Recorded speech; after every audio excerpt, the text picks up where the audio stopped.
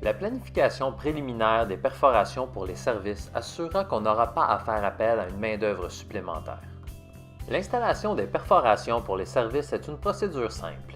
Il suffit de couper un trou dans le PSE à l'aide d'une scie à guichet ou d'une scie à élaguer pour le manchon selon ce qui est nécessaire.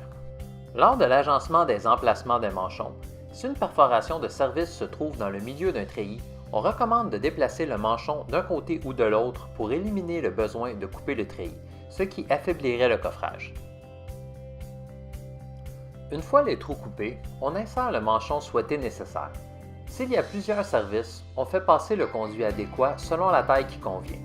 Il faut laisser excéder le conduit de façon à ce que le sous-traitant puisse mettre les coupleurs ou raccords nécessaires avec facilité. Pour les conduits de sécheuse ou autres manchons plus souples, il faut considérer l'insertion des bouchons de PSE coupés dans le manchon pour fournir un support supplémentaire au béton lors de la mise en place. On peut les retirer plus tard, une fois le béton sec, dans le cadre du démontage et du nettoyage final de l'installateur.